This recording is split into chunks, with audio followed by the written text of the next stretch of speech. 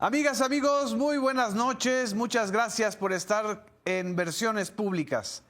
El pasado domingo 1 de junio, los mexicanos y las mexicanas fuimos protagonistas, unos más activos que otros, de una de las jornadas más singulares y una de las jornadas que no tengo la menor duda de calificarla de histórica, porque por primera vez en la historia de la República Mexicana se abrió la elección por voto directo popular a la elección de ministros de la Suprema Corte de Justicia, de magistrados de distintos tribunales, incluyendo el Tribunal Electoral del Poder Judicial de la Federación, de jueces de varios distritos y especialidades.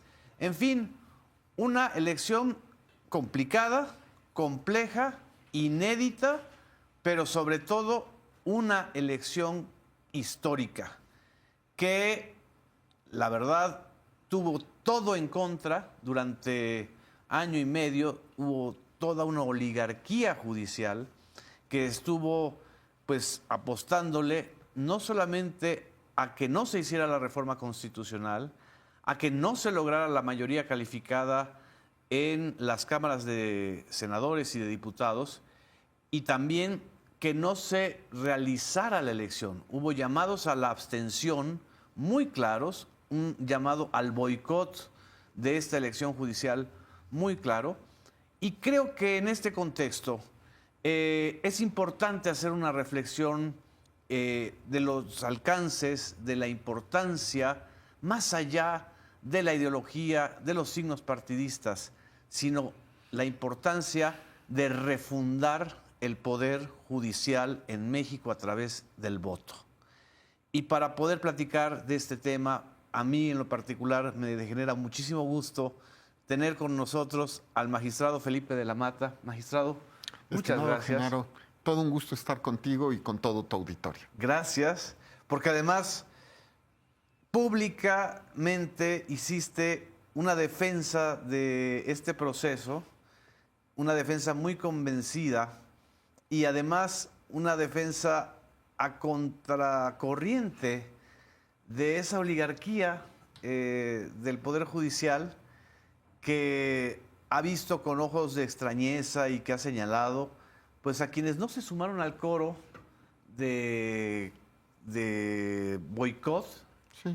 y que tampoco forman parte ni de la Cuarta Transformación ni del partido gobernante y que quieren pues encasillar, ¿no?, a los defensores de la elección del Poder Judicial como si fuera un tema de partido. Creo que valdría la pena, magistrado, si hacemos un recuento. Todos estos intentos en los últimos 2 años, ¿crees que han tenido alguna, pues, alguna victoria o algo que hayan podido marcar? Sí, Genaro, quiero hacer notar que, primero, la palabra oligarquía judicial que utilizaste, la comparto. Por supuesto que había una oligarquía que gobernaba el Poder Judicial. Y era una oligarquía que pensaba que iba a gobernar para siempre el Poder Judicial. Inamovible. Y grupos políticos adentro del Poder Judicial, no necesariamente partidistas, pero no estoy diciendo nada que ninguno de los que estábamos viendo, digamos, la vida del Poder Judicial Así anterior, no supiéramos. Ahora, mira, me parece que efectivamente esta oligarquía en los últimos años, un par de años efectivamente, una y otra vez trató de utilizar las instancias judiciales para tratar, primero, en su caso, de intervenir en la elección presidencial, posteriormente intervenir en el tema que tiene que ver con la mayoría que correspondía a Morena y a los partidos aliados en Cámara de Diputados, de acuerdo a todos los precedentes aplicables. Así es. Y posteriormente tratar de afectar el proceso judicial. Yo diría, encuentro al menos estos 3 elementos que se han dado a lo largo del último año y medio, y adicionalmente, porque hay que hacerlo notar también, pues una serie de ataques directos en contra de quienes hemos tratado de hacer valer la Constitución.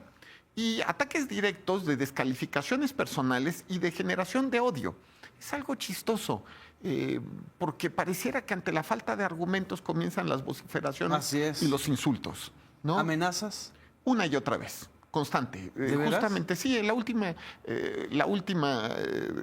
día de la elección, mi post en el que digo que salí a votar, tengo varias amenazas de muerte, pero creo que es parte de mi trabajo las amenazas de muerte, ¿no? La verdad. Simplemente hay que seguir caminando y tener la conciencia tranquila.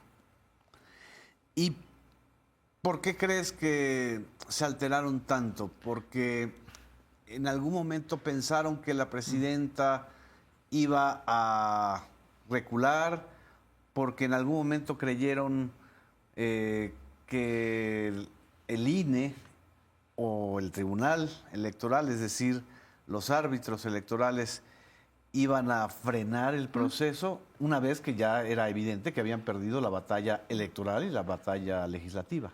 Quizá pensaron que el Tribunal Electoral iba con facilidad a doblarse.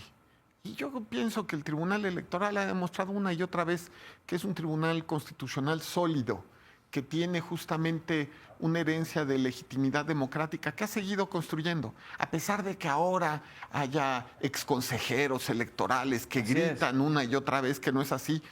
Bueno, yo creo que hay que tomar las cosas de quien viene, porque esos consejeros en realidad no son académicos independientes o imparciales, son académicos de oposición, propagandistas en poca palabra, ¿no? Exactamente, eso también les molestó mucho que tú lo señalaras en una conferencia que diste poquito antes de las elecciones en Toluca, si no me equivoco. Sí, no fue todo un tema que une, pero a ver, hombre, pues es lo que es.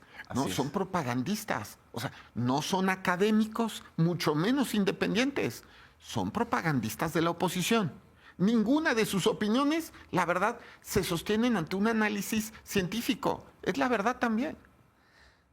Y a mí me sorprendió mucho, te voy a mencionar el caso de Lorenzo Córdoba, es decir, expresidente del INE, ya no digamos de Ciro Murayama, pero sí de Lorenzo Córdoba, llamando a no votar, llamando a la abstención.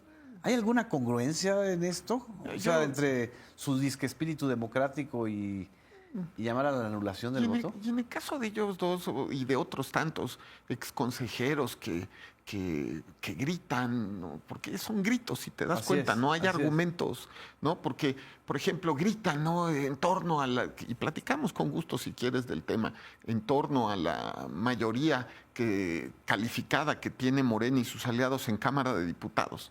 Gritan una y otra vez, y lo repiten, que fue ilegítima, antidemocrática, contrario a derecho y a la Constitución, cuando lo que hicimos fue aplicar la Constitución literal, pero todavía más.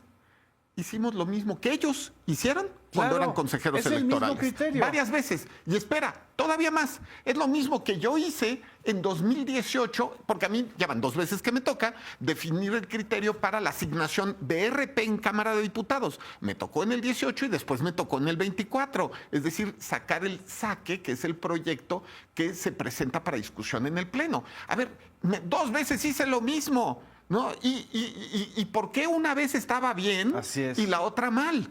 Porque la diferencia, creo, es de verdad que en la segunda ocasión, pues ellos ya estaban del lado de la propaganda. ¿Ya? Así es. Ahora, ¿tú sientes que esa fractura o ese nivel de ataque contra los 3 magistrados electorales que definieron la mayoría legislativa o la distribución de las curules en la Cámara de Diputados y en el Senado, arreció a raíz de eso? Es decir, ¿acaso esperaban o hicieron algo para que ustedes como magistrados del tribunal revirtieran lo que había sido el resultado de las urnas? Yo pienso que siempre guardaron la esperanza de doblarnos. Lo digo en esos términos, doblarnos. No recuerdo yo mayores presiones que hayan sufrido 3 jueces electorales en toda la existencia del derecho electoral. De verdad, extraordinarias. Prácticamente era un tema de echar a andar toda la propaganda para tratar de hacer un juicio, pues yo diría, rápido, ¿no? Y quemarte lo más rápido posible en una hoguera, Así es. salvo que decidieras hacer lo que ellos querían, ¿no? Entonces, creo que también es no conocernos, ¿no? Una y otra vez demostramos a lo largo del tiempo, que tenemos un compromiso con la Constitución y que el Tribunal Electoral tiene un compromiso con la Constitución y es el único compromiso que tiene. Y que la verdad es que, mira, ya tenemos años en este trabajo. Claro. Una y otra vez chismean, gritan, dicen, vociferan y no nos han doblado. Hay que ser tonto para pensar que haciendo lo mismo vas a conseguir diferentes resultados. Exactamente. Pero, ¿qué se hace? ¿No? La propaganda que generan, pues, ¿qué te voy a decir? Salvo convence a los que no terminan de saber. Es la verdad. Así es, pero esa decisión, esa resolución que toma, esa sentencia que toma el Tribunal Electoral del Poder Judicial es la llave que abre también la posibilidad de las reformas constitucionales. Sí, sí. Y la reforma constitucional en materia del Poder Judicial, ¿no? Y es que yo creo que ellos pensaban eso, pero yo no podía pensar eso. O sea, imagínate Claro. nada más que yo dijera, no puedo hacer lo que siempre he hecho y lo que dice la Constitución, porque si no van a reformar la Constitución y van a hacer esto. Bueno, es que es terrible solo decirlo. O sea, no me gusta el resultado, luego cambio todo. O sea, de verdad. Pues es una actitud golpista, ¿no? Era algo parecido a un golpe de Estado, por supuesto. Si el tribunal hubiera cedido a esas presiones, enormes presiones, Sí. de verdad, hubiera sido algo parecido a un golpe de Estado técnico, por supuesto. En la mesa hubiéramos cambiado, viendo los resultados, hubiéramos cambiado las reglas históricas, los precedentes históricos. Así es. Imagínate nada más, hubiera sido gravísimo, de verdad. Ahí, de verdad, lo fácil era, ante ese cúmulo de propaganda que se generó, doblarse, Así es. resistir. La verdad es que era la única opción que teníamos, pero al mismo tiempo era pues nuestro deber con la Constitución, que fue lo que protestamos cumplir. Un episodio que también vale la pena recordar, ¿no? Porque forma parte de esta reforma al Poder Judicial. Es este intento también que hubo de la propia Sala Superior de la Corte, de Sí, sí. la Suprema Corte de Justicia de la Nación, para que ellos decidieran por encima del tribunal, ¿no? Mira, hay que decir, son 3 fases. Sí. Yo creo que podemos contarlas así. La primera fase fue tratar de intervenir en la elección presidencial, ¿no? Me parece que cuando el tribunal hace valer su independencia en la toma de sus decisiones y en la elección de su presidente de manera colegiada, ¿no? Con mayorías, pues como es la democracia. ¿Tienes mayoría o no la tienes? No la tienes, pues dejas de ser presidente. Así es. Creo que quedó claro que el tribunal estaba escogiendo el camino de la independencia respecto de la oligarquía histórica judicial. Empiezan a inventar, ¿no? Porque de verdad estas propagandas las escucho una y otra vez. Empiezan a inventar. No, es que no hubo nombramientos. La Constitución dice que son 7 magistrados de sala Sí. superior y no hicieron el nombramiento de 2 magistrados para que estos 3 criminales se quedaran, ¿no? Con el poder. Y además se toman una Sí, sí. fotografía No, juntos no, en sí. un restaurante. Sí, sí, sí. Mira, más allá de otra cosa, si escuchas esa narrativa en un punto particular, suena convincente.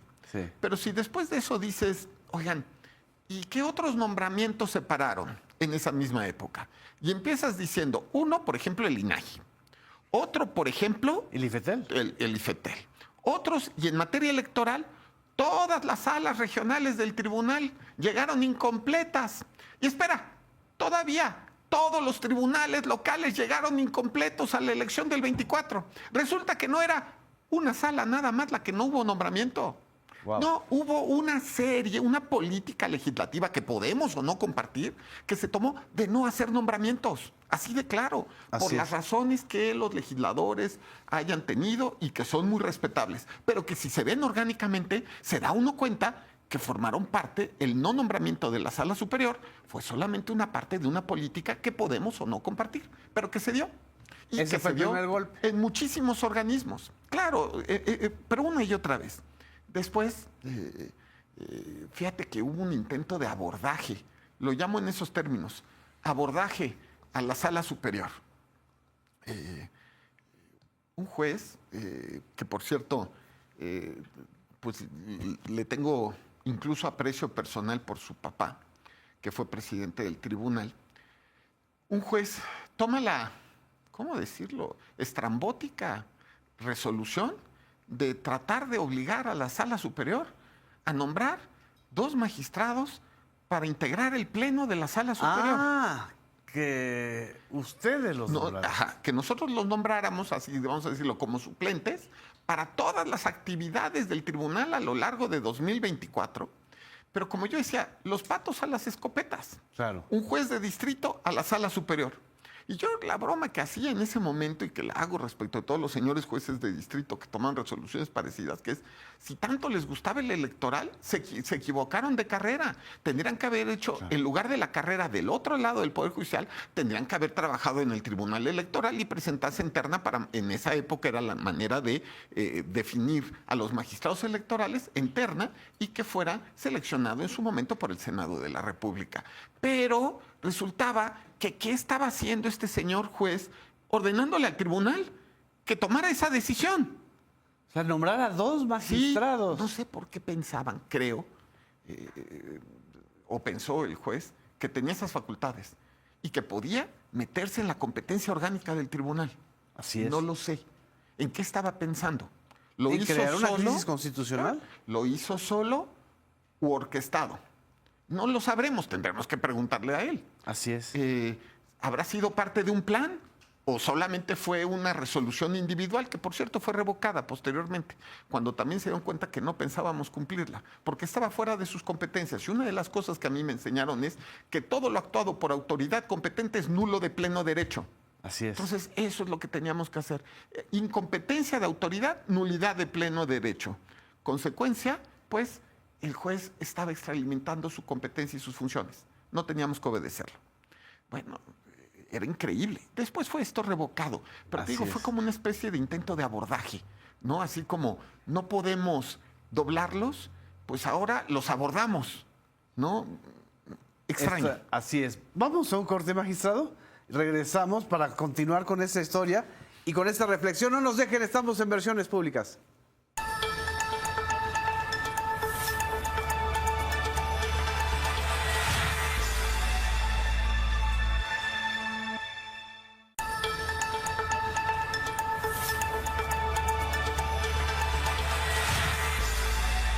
Amigas, amigos, regresamos a Versiones Públicas. Ahora sí que estamos haciendo la reconstrucción del thriller judicial en torno a la elección del Poder Judicial. Y perdón que diga ese término, magistrado, pero es una especie de thriller, ¿no? Sí, sí. O sea, sí, sí. Una novela negra, una especie de trama policíaca. Sí, sí, sí. Donde había intentos de abordaje e intentos de doblar al tribunal uno y otro y otro y otro. ¿No? Después de ese intento de abordaje de este ministro para juez. poder... Sí, perdón, juez. de este juez, Sí. para poder, para que ustedes completaran con 2 magistrados más la Sala Superior, ¿qué otro momento así duro hubo? Mira, otra cosa que yo no Todo entendí. eso fue antes de la elección, Sí. ¿verdad? A ver, lo del intento de abordaje fue antes de la elección. Sí. Ahora, lo segundo, que fue chistoso, por llamarlo de alguna manera, o complicado, fue cuando antes de que resolviéramos el caso de diputados, de la Cámara de Diputados particularmente... El reparto de las curules. Sí, y me la parece, distribución. aunque no lo recuerdo bien, yo hago siempre públicos mis proyectos, entonces probablemente ya lo tenía publicado, ¿no? Pero bueno, cuando repentinamente se dan cuenta pues, que yo iba a hacer lo mismo que siempre se había hecho en materia electoral, lo mismo que los consejeros electorales habían hecho también en esta materia y que iba a seguir lo que decía la Constitución, me parece que se da un fenómeno que se olvida, pero que en su momento generó presión interna. De repente se presenta una contradicción de criterios por parte de un partido político nacional, creando, lo digo en esos términos, una contradicción donde difícilmente podía verse. Una sentencia de 1998, que por cierto era totalmente descontextualizada respecto de una elección local de Quintana Roo, si recuerdo bien, y una sentencia que por cierto era, si recuerdo bien, la de 2021 de asignación de Cámara de Diputados, lo cual evidenciaba que pues estábamos haciendo lo mismo de 2021. Sí es que recuerdo bien, porque ahorita ya han pasado unos meses y son tantas las fases del thriller, ¿no? Que la verdad ¿no? Puede ser que algo se me vaya. Pero mira, repentinamente se presenta ante la Suprema Corte esta contradicción de criterios con la esperanza que la Corte se pronunciara y estableciera los criterios que resultaran obligatorios, y lo digo así porque difícilmente esos criterios habrían sido obligatorios, ¿no?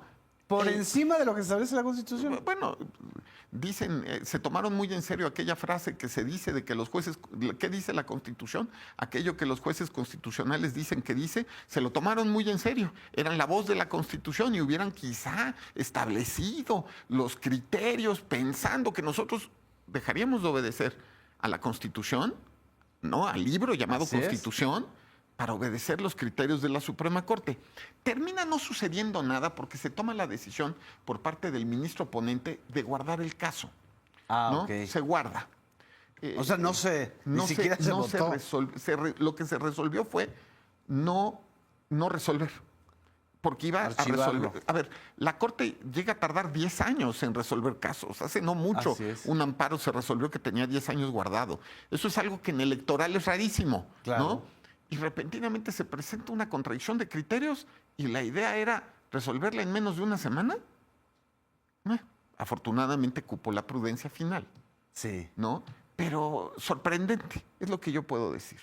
Y ya una vez resuelta los criterios para definir la mayoría calificada en la Cámara de Diputados y la mayoría no fue calificada en el caso del Senado,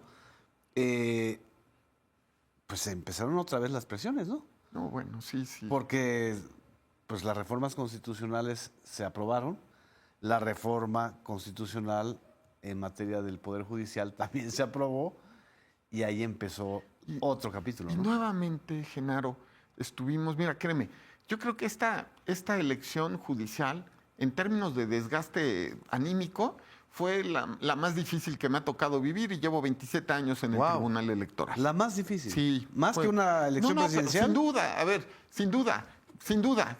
Quizá la de 2006 se cueza aparte, ¿no? Pero todas las demás, de verdad, un desgaste anímico enorme. Esta fue mucho más difícil que, por supuesto.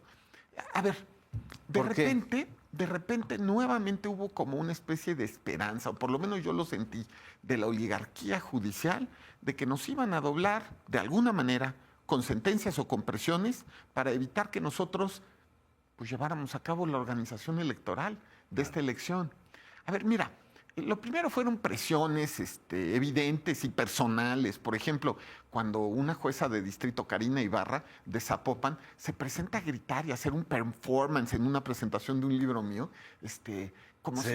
pero con gritos, no con argumentos, ya me va a entender, gritos, insultos, poco razonables para una jueza. Una provocadora. Sí. O sea, una provocación. Sí, y me llamaba mucho la atención que una jueza que pedía independencia judicial para ella exigía que otro juez no fuera independiente en sus criterios. Sometimiento. Bueno, en fin. Fíjate que estas presiones pues no tuvieron fortuna. Y me parece que después vino un caso interesante que fue algunos jueces de distrito, vuelve a ser lo mismo, esto es quizá lo más lamentable de lo que pudimos ver. Mira, cuando uno toma la decisión de emitir sentencias que te benefician a ti, esperando que además esto sea confirmado por otros jueces y magistrados, en este caso magistrados, también emitiendo sentencias que te confirmaran, porque los beneficiaban también, Sí. mira, es casi un acto delincuencial, ¿no? Porque de repente los jueces de amparo empezaron a otorgar suspensiones exigiéndole al INE y al tribunal, por consecuencia, que dejara de organizar la elección de jueces. Repito, claramente con la esperanza de que dejáramos de hacer el trabajo y beneficiándose ellos de sus propias sentencias. Así es. Y esperando que si esto era, en su caso, analizado por jueces superiores que fueran del propio amparo y que en consecuencia, como se eran beneficiados por eso, confirmaran. Pero no existe amparo en materia electoral. No, es que no hay. Nuevamente estamos ante un grupo de jueces que se equivocó de carrera, que tendrían que haber hecho la carrera electoral y no la de amparo. A ver, esto es lo que evidencia, perdón que lo diga, que sí actuaban como oligarquía. Exacto. Y que pensaban que ellos podían imponerse a través de sentencias. ¿Lo habrán hecho solo en estos casos o en otros casos parecidos? Bueno, en materia fiscal hay muchísimas truculencias que han hecho, ¿no?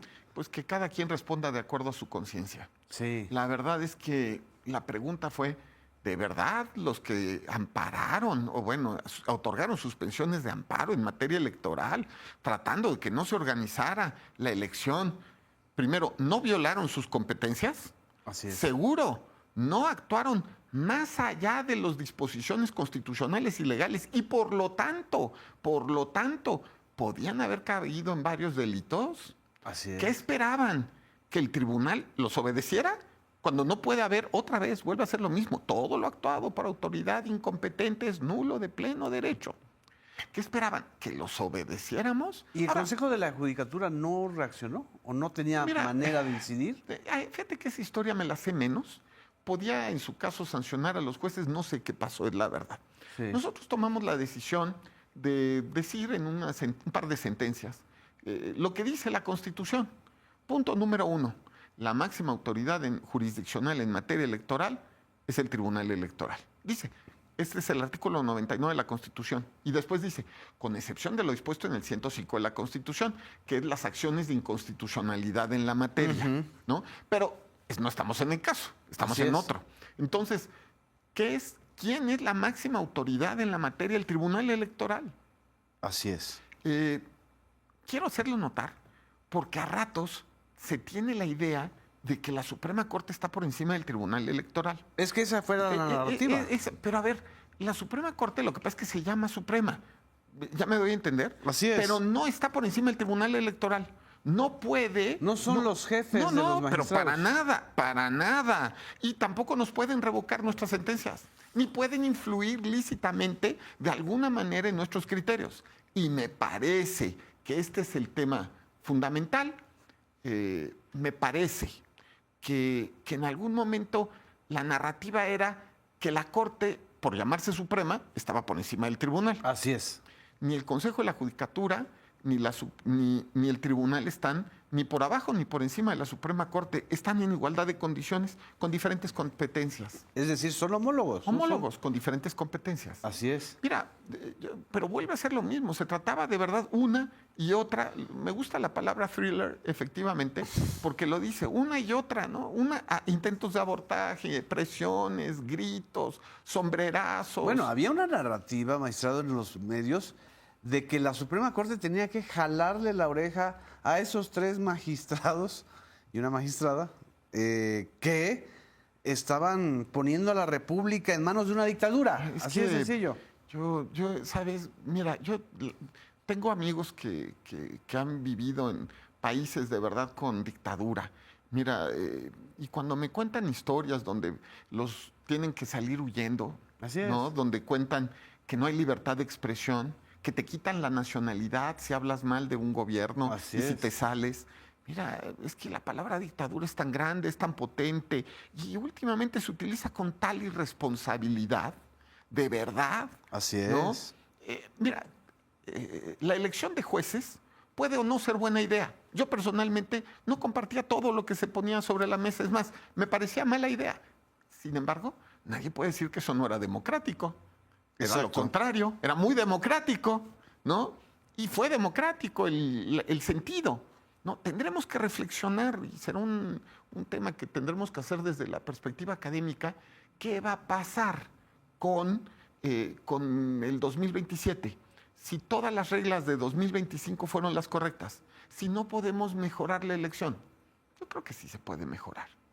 Eso también es verdad. Por supuesto, ¿no? Siempre, Es decir, tampoco hay una actitud de inamovilidad No, por parte no, de quienes no. han promovido No, la no. elección de los jueces. Sí, no. Es decir, entiendo y he escuchado a las mismas consejeras y consejeros del INE y a los mismos promotores de la reforma del Poder Judicial que esta era una especie de primera prueba, ¿no? No, bueno, a ver, mira, yo lo que diría es, no tenemos, me preguntaban el domingo qué opinaba yo de la elección, y yo utilizaba exactamente la misma palabra con la que iniciaste esta entrevista, histórica.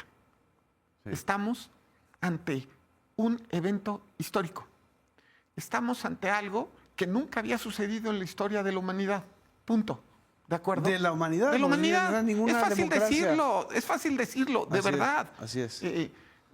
Voltearán a vernos el resto de los países y, vamos a decirlo, nosotros entregaremos cuentas respecto de las futuras generaciones. Si es o no buena idea, se tendrá que analizar en décadas, no es algo tan fácil. El sistema de votación para la elección de jueces fue una decisión por parte de los representantes populares electos democráticamente. Así es. Y esa decisión popular y democrática generó más democracia. Así de claro, Sí. para la propia ciudadanía. Y un deseable empoderamiento democrático. Si se consiguió o no, tendrá que estudiarse, pero le corresponderá a los científicos sociales. Ahora, hay toda una teoría de los teóricos del derecho que citan a Luigi Ferrajoli, al teórico de la garantista.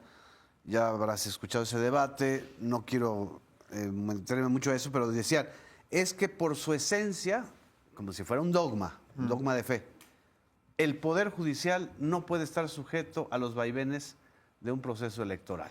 No, yo creo que lo que el Poder Judicial no puede estar sujeto es a la emisión de sentencias politizadas o políticas, ¿no? Eso creo que hay que decirlo. Están confundiendo origen con destino, es decir, origen democrático y Exacto. después sentencias politizadas. No, por sentencias politizadas eso está muy mal, que es contrario a derecho y se pueden caer en varios delitos. Pero la pregunta es, ¿y de verdad estamos seguros, segurísimos así de apostar que las sentencias de los nuevos jueces electos democráticamente siempre van a ser contrarias a la Constitución y a fin de favorecer intereses políticos? Si la respuesta es, y creo que eso implica sinceridad, es no, la verdad no. No. Así es. Tendremos que esperar y tendrán que pasar años para analizarlo.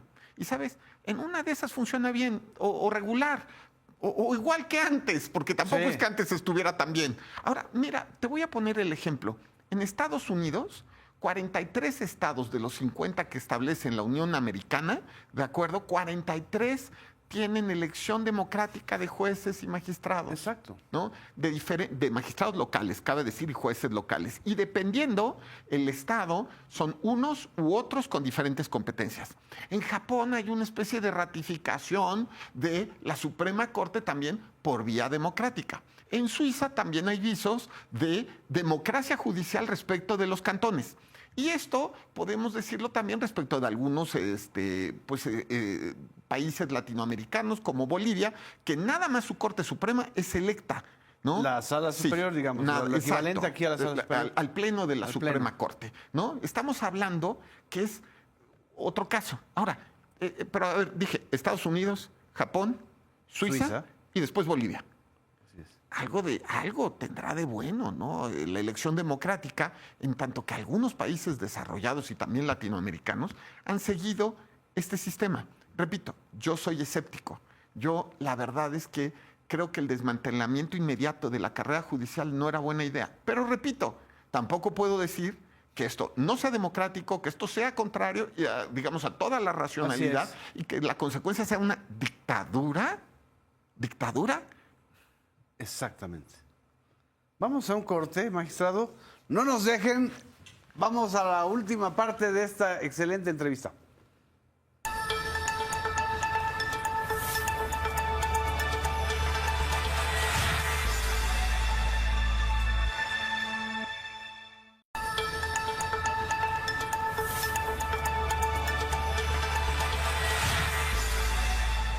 Amigas, amigos, regresamos a Versiones Públicas. Ahora estamos haciendo el balance de lo que hemos vivido ahora a partir del 1 de junio, de estas elecciones judiciales que podrán ser eficaces o no. Dice el magistrado de la Mata que eso a la historia le corresponderá analizarlo, pero no podemos evitar y evadir el tema de que sí fue un proceso democrático, fue un proceso electivo y evidentemente un proceso histórico. Es decir, nunca en ningún país se había hecho este tipo de elección. Y quizá por eso también hay tanto observador extranjero, magistrado. Sí, bueno, a ver, de verdad, se escribirán libros en el futuro. Si acaso lo que tenemos que hacer es buscar que no nada más los propagandistas de la oposición, y digo oposición no refiriéndome a los partidos de oposición, sino oposición a la reforma judicial. El status quo que se está desplazando. Exacto, al status quo, a la oligarquía que se está desplazando, que justamente se hagan estudios científicos que analicen esto de manera objetiva. Y repito, Genaro, hay que ser objetivo también. Hay muchas cosas que pueden mejorarse, hay muchas áreas de oportunidad. ¿Cómo cuáles, por ejemplo? Por ejemplo, no, yo creo que la boleta es compleja. No estoy diciendo que fuera una porquería, estoy diciendo compleja, diferente a simple. Creo que podemos tratar con tiempo de pensar en una mejor boleta.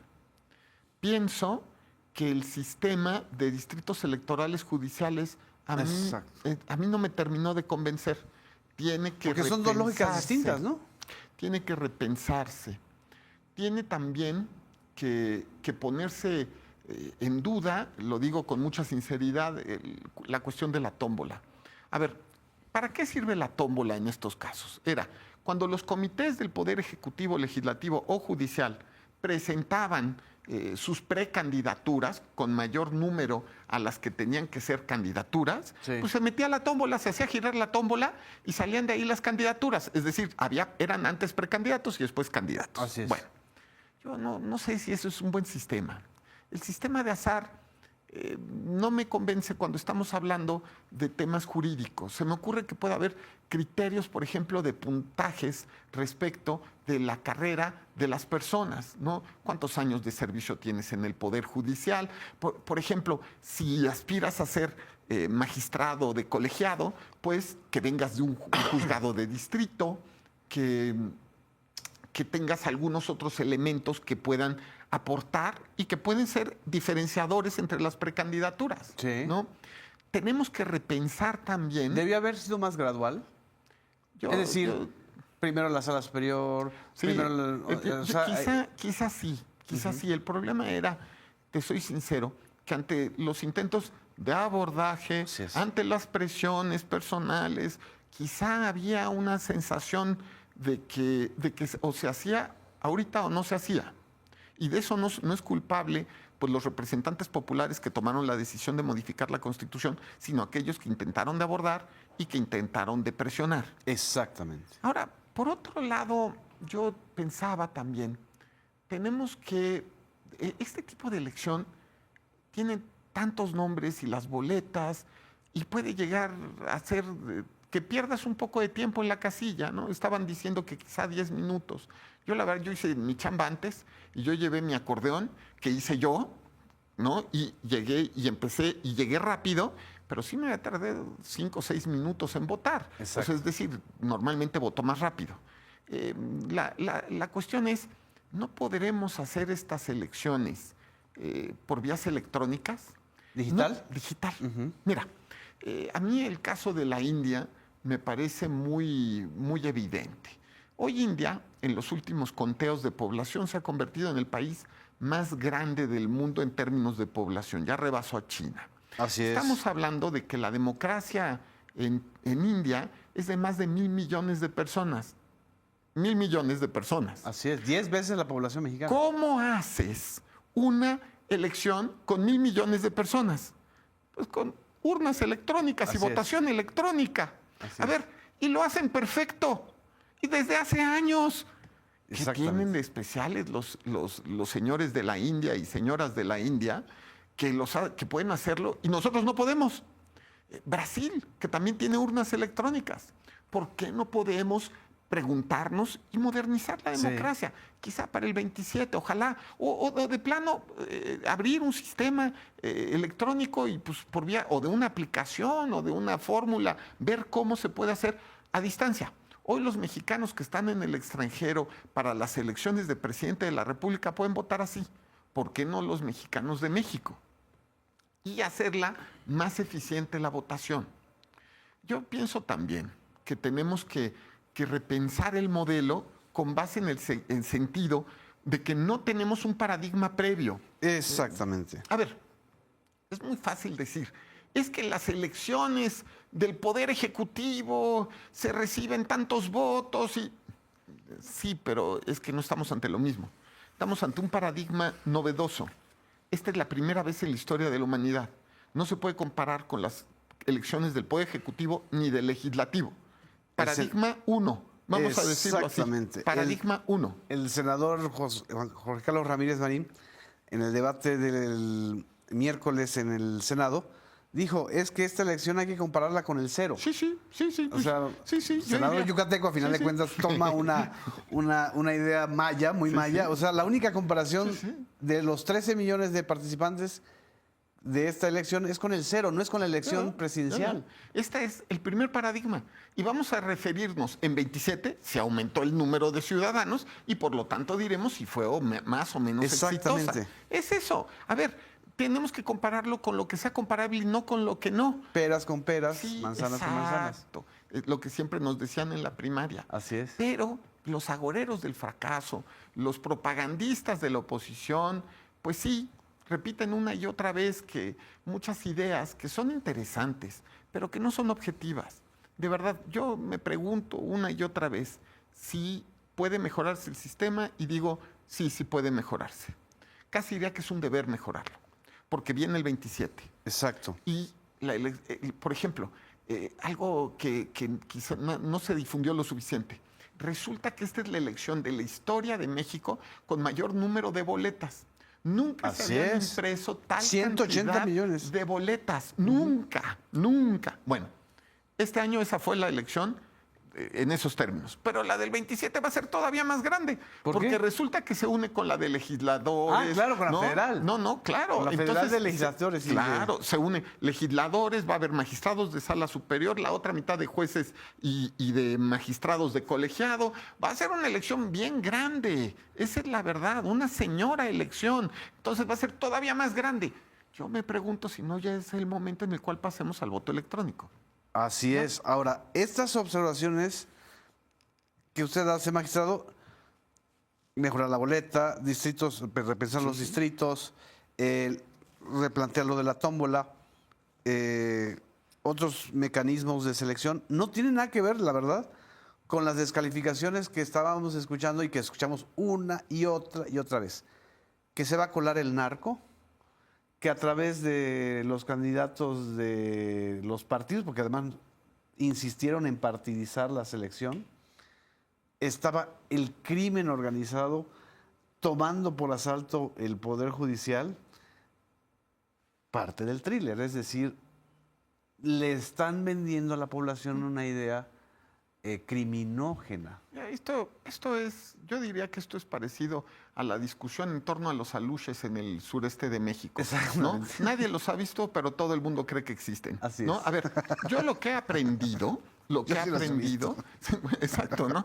A ver, yo lo que he aprendido ese es el tipo de cosas que en abstracto suenan bien, pero que hay que señalar con el dedo, ¿no? Y decir, tal persona, y meterla a la cárcel en su caso. Así es. Y antes de que no tengamos seguridades, ahora también tenemos que hacernos preguntas, y antes no existían ese tipo de complicidades de otro estilo. Exacto. A ver, es parte de la naturaleza humana también el cometer errores y caer en pues ese tipo de debilidades que deben inmediatamente ser castigadas conforme a derecho.